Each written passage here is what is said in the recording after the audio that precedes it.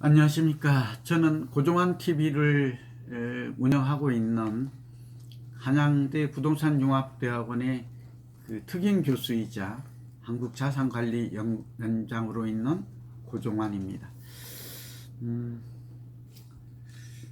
오늘은 금리 폭등에 또 은행 이자 부담도 늘어났고 결국 은행 이자를 부담할 것인가, 집주인에게 월세를 더 낼 것인가, 이런 고민을 갖고 있는 사람들을 위해서 어떻게 할 것인가, 이 현황과 미래 예측과 대응 전략에 대해서 알아보겠습니다. 우선 현황 파악, 우리는 3단계로 늘 공부를 하는 걸로 되어 있잖아요. 이게 논리적이고 이게 과학적이고 합리적인 방법이다라는 말씀을 드린 바 있습니다. 우선 저 자신도 대출을 받고 있는데요. 주택담보대, 주담대라고도 하고 그 반대가 비주담대, 비주택담보대출이 아닌 것, 뭐 신용대출이라든지 이런 것들이죠. 이건데 다 같이 올랐어요. 근데 주담대가 더 가파르게 올라요. 이것도 굉장히 기이하고 비정상적 상황이에요. 금융당국이 나서서 해소했으면 좋을 것 같아요. 우선 금리가 2 내지 3%대에서 4 내지 5%로 뛰었습니다. 이러다가는 그러니까 제1금융인 은행 기준으로 하는 얘기입니다. 이러다가는 이제 6% 금리대를 맞게 돼요. 참 이해하기가 어렵죠. 왜냐하면 기준금리는 0.25% 올랐을 뿐인데 어떻게 실질금리는 그보다 10배나 더 오른 2 내지 3%가 오른 것일까요? 이건 알고 봤더니 저는 뭐를 해주더라고 감히 말하고 싶어요. 은행에서 가상금리는 올리고 우대금리는 낮추었답니다. 저도 그 피해자고 여러분들도 이건 굉장히 개선해야 돼요. 근데 일부 언론에서 이제 저도 적극적으로 얘기를 합니다만 이 은행만 배를 불려요. 이 은행 입장에서는 은행 비판이 목적이 아닌가 아시죠? 예, 오해하지 마세요. 금리가 내릴 때는 대출이 늘어서 총량이 늘어서 그래서 은행 수익이 증가하고 반대로 금리를 올리고 대출 규제를 하니까 이번에는 금리가 올라서 예대 마진이 높아져서 은행의 수익이 늘어나. 실제로 은행의 주가도 많이 올랐어요. 그럼 뭡니까 이게? 그리고 대출자가 누구예요? 수요자가 은행에 대출 받는 사람은 현금 부자가 아니죠. 부자가. 그래서 대출을 받을 수밖에 없는, 그러니까 중저소득층이고 젊은 층들이 주로 많은데 이 사람들이 지금 빚에 이자가 높아짐에 따라서 이 빚에 지금 허덕이고, 그리고 경우에 따라서는 지금 이걸 갚지 못하면 주거 난민이 아니라 대출 난민, 대출 절벽, 이런 상황에 내몰릴 수밖에 없는 상황이죠. 그리고 이게 금리가 올라가니까 집주인들은 당연히 월세를 또 선호해요. 그러니까 대출 맡기죠. 그렇게 되니까 결국은 월세가 가속화되고, 월세가 가장 주거비 부담이 많은 형태잖아요. 그러니까 월세, 반전세, 전세, 자가주택, 이런 순서거든요.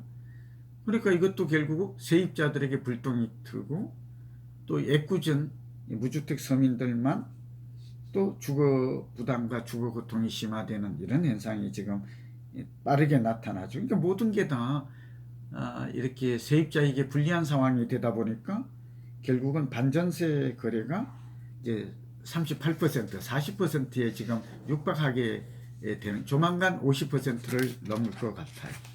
그리고 이제 또 하나가 어쨌든 이러한 그 월세가 가속화되는 문제가 생기다 보니까 이 세입자는 선택을 해야 돼요.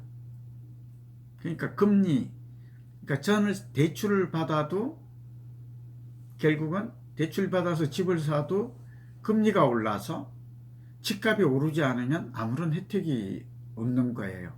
그럴 것인가? 아니면 전월세를 살면서 집주인에게 월세를 높여줄 것인가? 이게 이제 비등해졌다라는 거예요. 계산법에 의하면. 그러니까 참 안타까운 거죠. 그렇죠? 최악의 경우가 뭐죠? 집을 샀더니 집값 내리고 이자가 올라가는 이거 경험했지 않습니까? 그렇죠? 우리가 우리 97년 말에 IMF 때도 집값 내리고 금리 오르고 그때 물론 위기도 겹쳤지만 2008년도에서부터 우리가 2013년 또 경험했잖아요. 집값 내리고 금리 오르고 이거 감당이 못하죠. 최악의 상황이에요.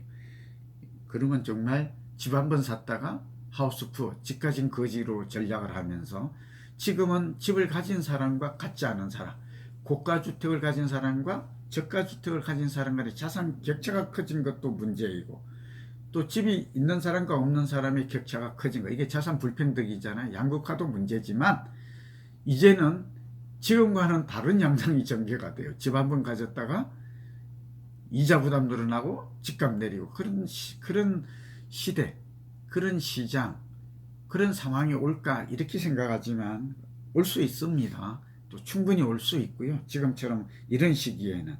그래서 저는 예측은 금리가 6% 이상 올라갈 수 있다. 우선 정책 당국은 이 세입자들을 위해서 그럼 대응 전략인데요. 저는 이 정책 당국에서는 은행이 가져가는 이 수익이 늘어난 부분은 일정 부분은 정책 모기지론으로 또는 국민주택기금으로 흡수해야 된다. 이야말로 불로소득이잖아요. 이 문재인 정부가 가장 싫어하는 게 불로소득이잖아요. 노동하지 않는 부. 이건 옳지 않다는 거잖아요. 은행은 아무 노력도 하지 않고 정책의 힘에 의해서 이자 수익이 늘어나요. 그러면 또 은행이 망하면 어떻게 돼요? 은행을 비판하거나 그렇게 하는 얘기가 아니죠. 그러면 이번에는 국민의 혈세로 공적 자금을 투자해요. 은행이 망하면 안 된다고. 예금자들의 피해를 당하지 않게 하기 위해서.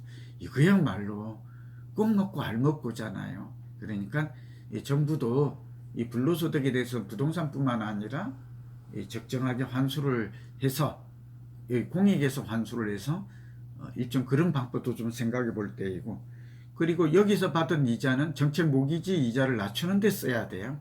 그러니까 전월세 대출 이자를 낮추든지 생애 최초 주택에 대해서는 오히려 이자율을 더 낮춰줘야 된다. 아니 은행에 이익된 부분만큼은 몇 조씩이 나잖아요. 수조씩이. 저 말 좀 이해되시죠? 꼭 그러기를 바라고요. 우리 입장에서 이제 말씀을 드리면 결국은 지금은 무리하게 대출을 받아서 집을 사는 것은 두 가지 측면, 사이클 측면이나 버블 측면이나 이 시장의 흐름 측면에서 지금은 무리하게 대출받아서 집을 사는 것은 옳지 않다. 금리가 무작정 오를 수는 없어요. 글로벌 금리 동조와 커플링 현상에 의해서 미국이 금리를 그렇게 올리지 않으면 우리도 그렇게 금리를 한두 차례 올릴 수 있지만 계속 올리지는 좀 그리고 금리의 공식을 생각하면 또 우리가 예측이 되죠. 그렇죠?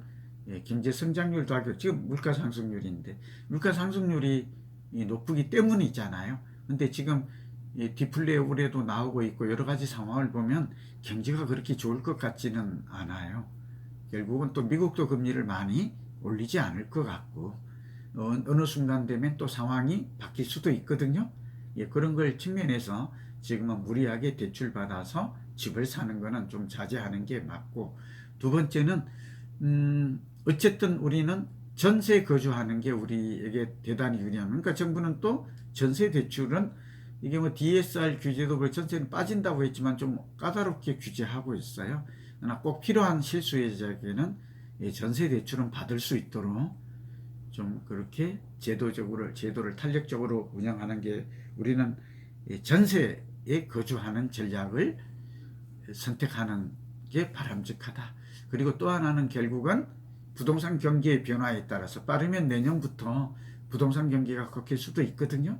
그럼 바로 사지 마시고 어쨌든 신규 분양 받을 수 있는 거는 받으시고 두 번째는 한 2, 3년 정도 새 정부의 정책을 좀 면밀하게 보고 만약에 좀 부동산 경기 사이클 5 내지 7년 정도 오르면 4 내지 6년 정도 내렸다는 과거의 부동산 경기 변동 사이클도 좀 염두에 두고 일종의 10년 주기설이죠.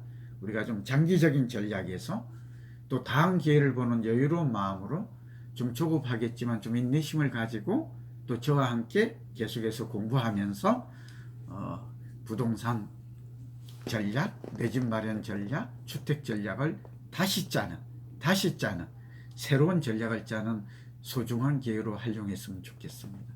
오늘 경청해 주셔서 고맙습니다. 건강하시고 행복하십시오.